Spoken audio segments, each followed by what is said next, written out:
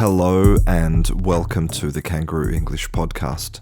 My name is Christian and today is Thursday, the best day of the week.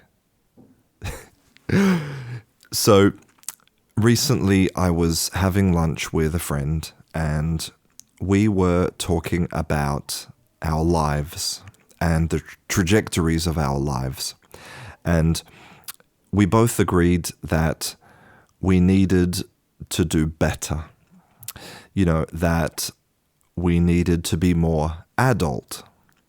We needed to get, proper jobs and save for the future and organize our finances better and be more disciplined and just basically be better adults in every single way.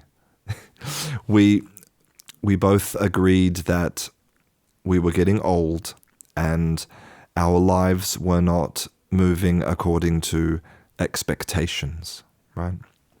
And this is despite the fact that my friend has a PhD in fine art, and he's working as a teacher, and he's really happy in his personal life, and me, I've never been more satisfied professionally or personally either. But we still both felt like something is missing. And that's basically what this podcast is about. This podcast is about the weight of expectation and how expectation can be positive, but it can also be very negative and destructive. So I actually want to start by talking a little bit more about expectations, about life expectations. So there was this really amazing study that was published in January this year, and it's called Measuring the Predictability of Life Outcomes with a Scientific Mass Collaboration. So hundreds of scientists from all over the world, they came together and they used data that was painstakingly collected over 15 years by social scientists from different disciplines like psychology, and they tried to make 6 simple predictions. So predictions about the grades of the children in the family and whether or not the family might get evicted from their house. Kind of simple predictions about big life events.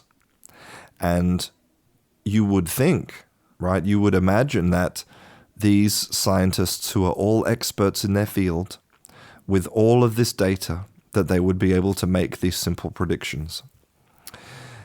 But let me read from the conclusion to their paper. They said, for policymakers considering using predictive models in settings such as criminal justice and child protective services, these results raise a number of concerns.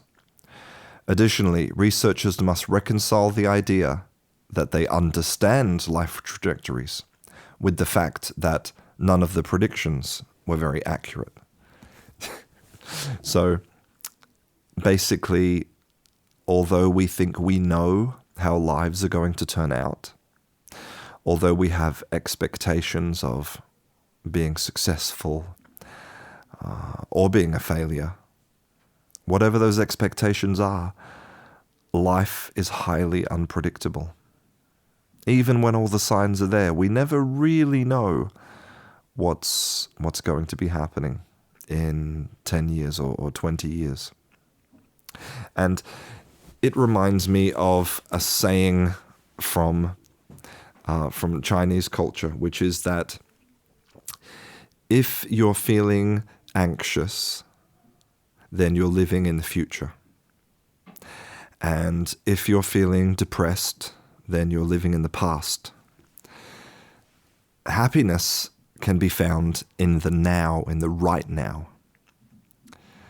And this brings me now to the relationship between expectations and language learning, because a lot of people have the expectation that they will get fluency or that they will get something close to fluency. And the weight of that expectation can be really good if it's used to make realistic goals, but it can also be really negative and destructive if the expectations are unrealistic, and also if you forget, also if you don't remember that life is unpredictable and anything can happen.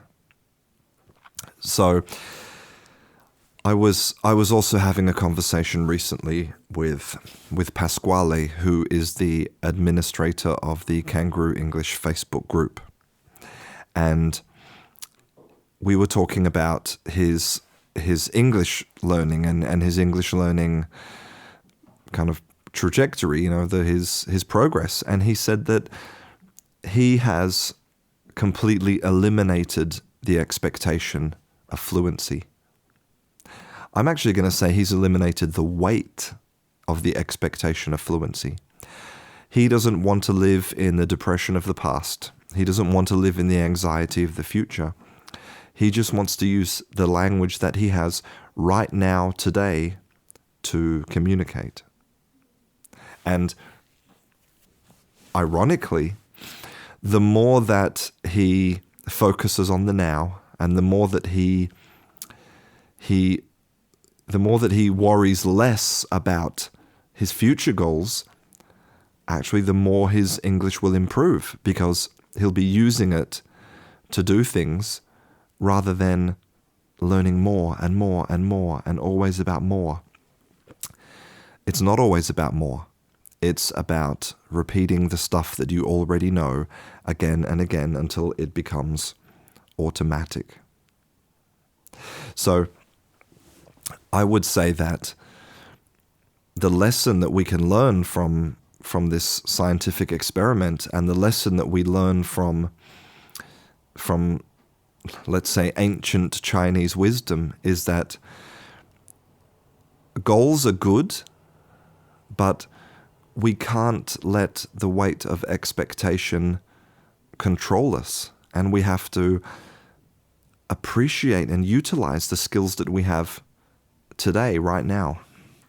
And I actually want to read a little bit from The Republic, which was an essay, a mini book written by Plato, the ancient Greek philosopher. And in this dialogue, he's having a conversation with someone about education.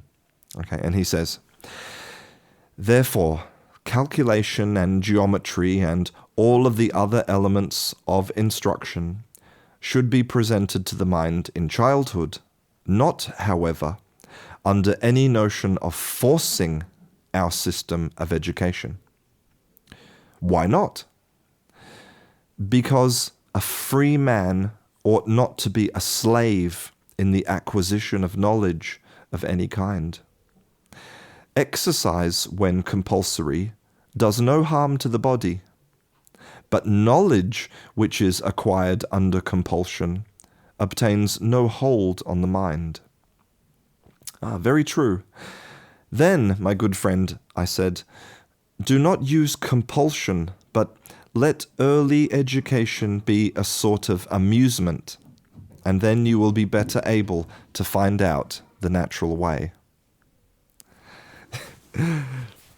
Now, I'm definitely not a person to obsess about ancient wisdom, because we have learnt a lot in the past 2,000 years about the way that our minds work and about science in general. And just because something is ancient does not mean that it is right and good. Plenty of terrible and ignorant things happened 2,000 years ago. But I do find it ironic that this common sense way of looking at learning has been forgotten by so many teachers and students, and I would say education systems. Plato knew thousands of years ago that we can't force people to learn things. Well, you can force them, but it obtains no hold on the mind, right? The way to really educate is the way of amusement, of fun, of play, of creativity. That's how kids learn, and as an adult, a person who has less motivation and less time than a child, then that is absolutely the way to learn, by making it fun. Because compulsion, forcing yourself to learn, will not work in the long term. And as I've said before, and I'm sorry to repeat myself, learning a language is something that takes a very, very long time. And so if you don't enjoy the process, if you don't take advantage of and enjoy the skills that you have today, if you live in the anxiety of the future or the depression of the past, then you're not going to find the motivation to succeed. So today I want you to stop worrying about expectations. I want you to take that weight off your shoulders and just go and do something fun with your English today. I'm Christian, this is Kangaroo English, and I'll see you in class.